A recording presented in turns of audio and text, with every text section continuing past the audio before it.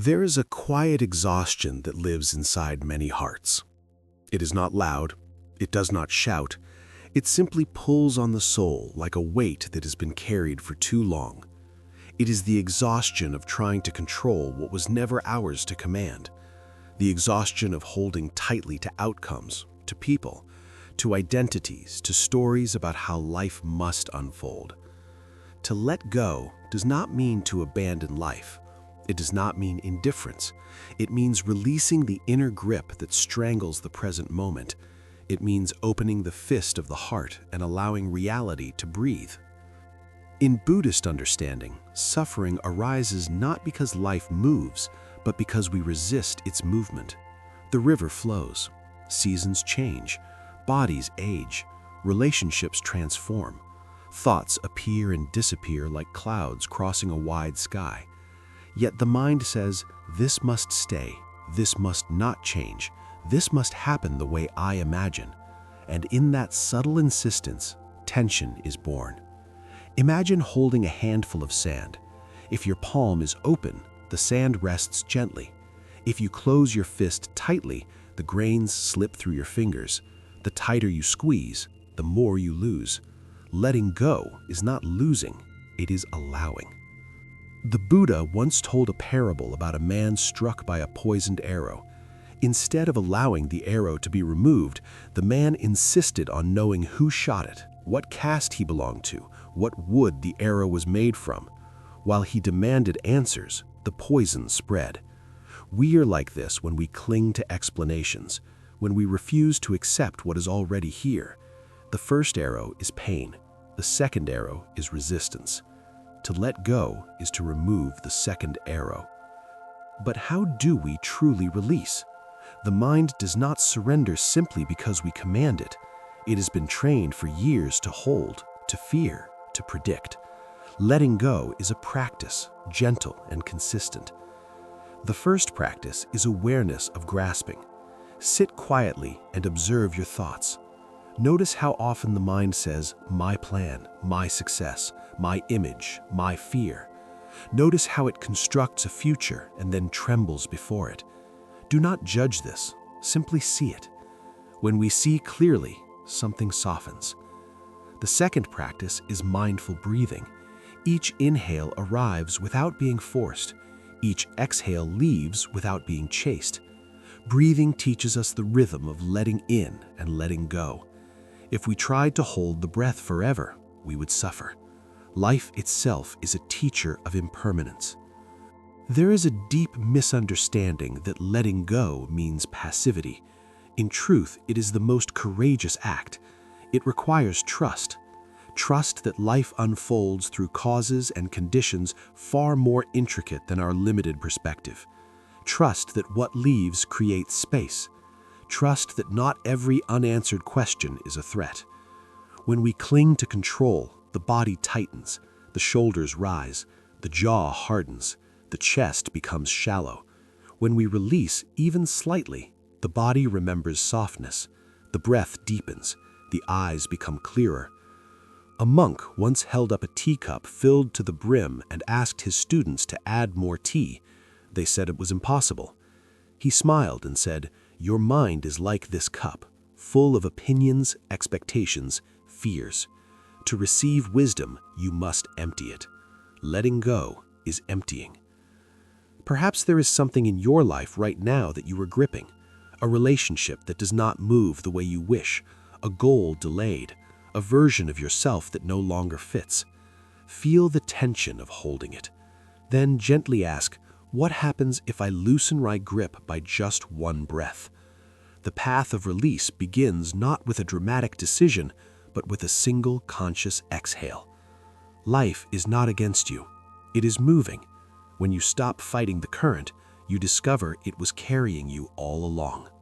Letting go deepens when we understand impermanence not as a philosophy, but as an intimate reality.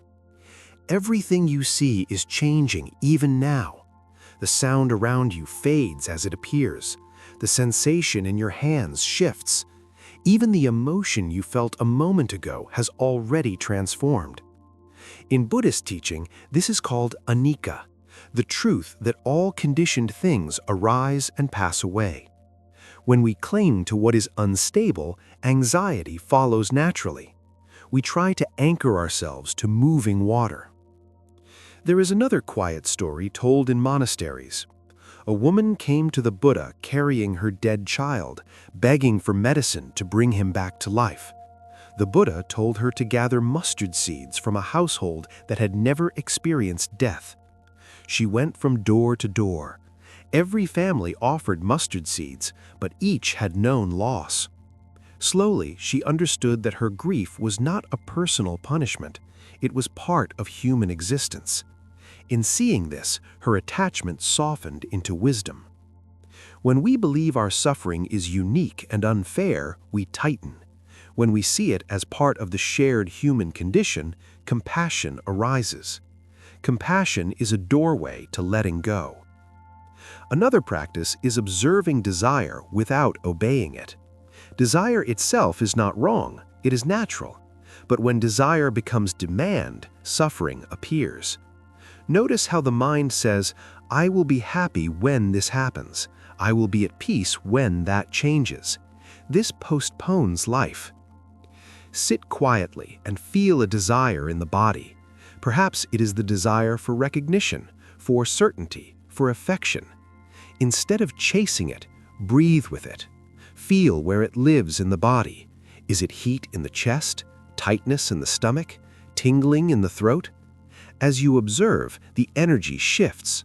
Desire becomes sensation. Sensation rises and falls. In this space of observation, freedom begins.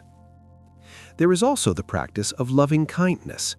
When we hold resentment, we grip tightly to the past. The mind replays scenes, edits conversations, imagines different outcomes. But the past cannot be reshaped. It exists only as memory. Close your eyes and bring to mind someone you struggle to forgive. Do not force yourself to feel warmth. Simply acknowledge their humanity. They too experience fear. They too make mistakes. Whisper inwardly, "May you be free from suffering." Notice what happens in your chest. Often the knot loosens slightly. Letting go does not excuse harmful behavior. It releases you from carrying its weight. Control is often rooted in fear. Fear that without our constant effort, everything will collapse. But look carefully. The heart beats without command. The sun rises without supervision.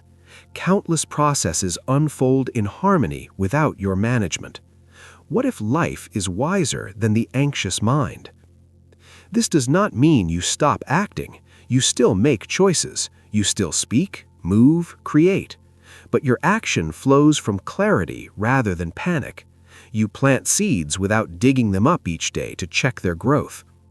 There is relief in understanding that you are responsible for your intention, not for the entire universe.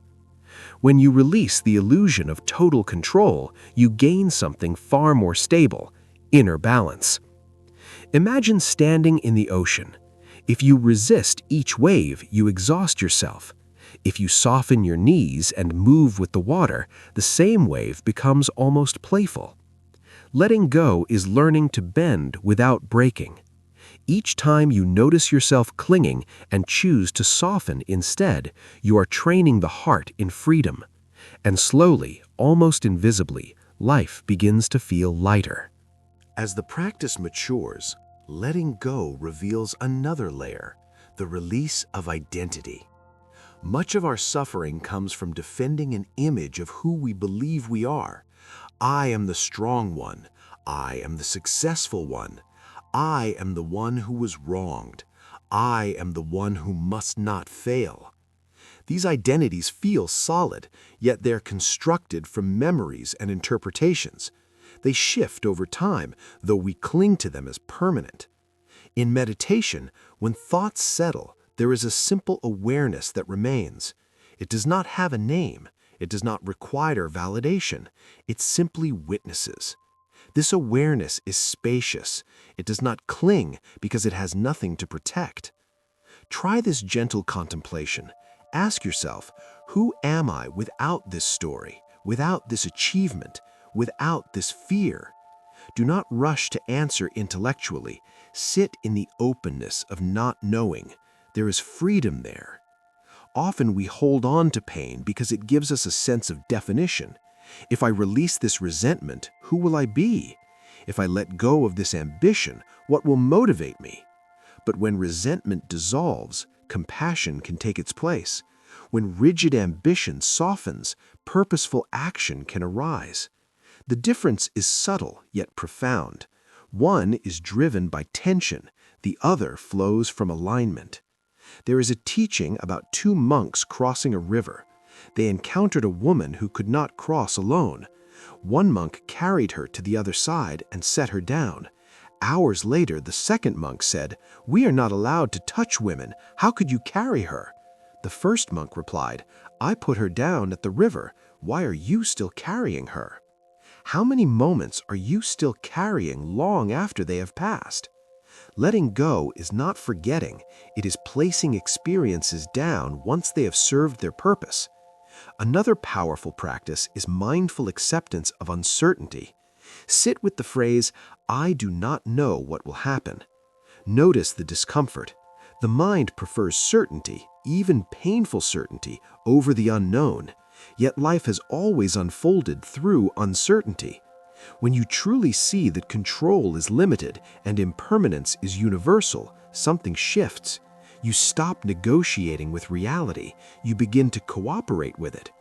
This cooperation feels like trust, not blind trust in specific outcomes, but trust in the unfolding itself.